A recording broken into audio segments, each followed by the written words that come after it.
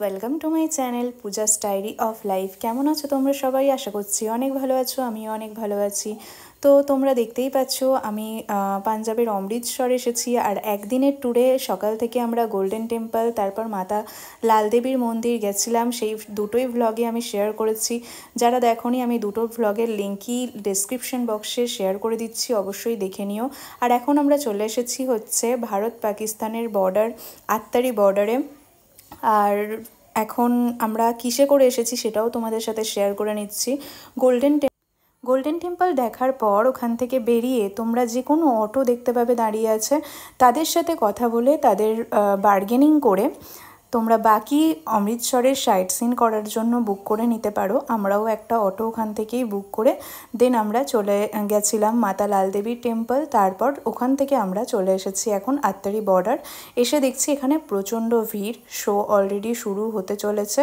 আর দেখতে পাচ্ছি ছেলেদের একটা লাইন, ওই যে দেখতে পাচ্ছ চেকিংয়ের জন্য যাচ্ছে, আর তার সাথে মেয়েদেরও লাইন। এই যে আমি এখন মেয়েদের লাইনে দাঁড়িয়ে আছি চেকিংয়ের জন্য। আমাদের check in already done. Check ইনের সময় যদি সেরকম রেস্ট্রিক্টেড জিনিসপত্র পাওয়া যায়, সেই ক্ষেত্রে আপনারা ওখানে লকার সিস্টেম আছে, ব্যাগ জমা রাখতে পারেন। যেমন ক্যামেরা ট্যামেরা অনেক কিছুই অ্যালাউ থাকে না, তো জমা রাখার জন্য 100 টাকা করে হয়তো নিতে হতে পারে। তো আমাদের অনেকটা লেট হয়ে গেছে।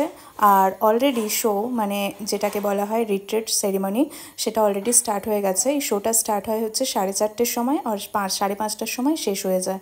তো অনেকটা লেট হয়ে গেছে আমাদের।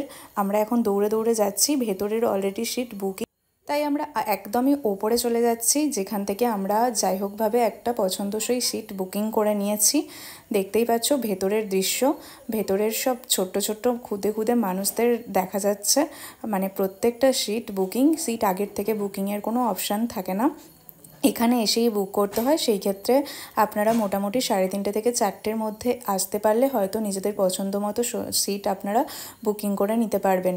তো আমরা মোটামুটি এমন একটা জায়গায় এসেছি যেখান থেকে মোটামুটি শো দেখা যাচ্ছে, আর শো অলরেডি স্টার্ট হয়ে গেছিলো আমরা আসার আগেই। সবথেকে অদ্ভুত বিষয় কোনটা বলুন তো? আমরা বসে আছি এখন ইন্ডিয়াতে, আর ওই যে দেখতে পাচ্ছেন পাকিস্তান। কত সামনে থেকে আমরা পাকিস্তান দেখতে পাচ্ছি। ওই যে মাঠ, জমি, ওদিকের সমস্ত কিছুটাই পাকিস্তান।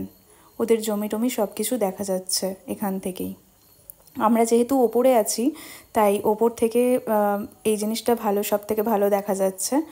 আর ঠিক এদিকটাতেই হচ্ছে আমাদের ইন্ডিয়া।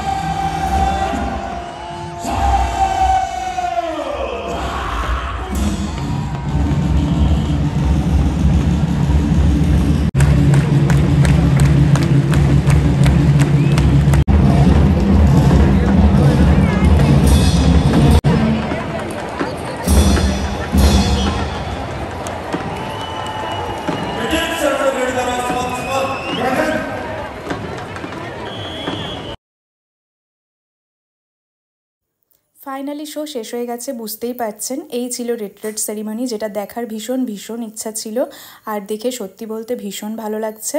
নতুন একটা অভিজ্ঞতা আর কি। আর একটু আগে এলে হয়তো নিচের সিট আমরা বুকিং করতে পারতাম, কিন্তু আসতে পারিনি, যেহেতু একদিনের অমৃতসর ঘোরা, তো পসিবল হয়ে ওঠেনি। যদিও ওপর থেকে খুব একটা অসুবিধা হয়নি, আর আপনাদের সাথে অনেকটা সংক্ষেপেই শেয়ার করে নিয়েছি।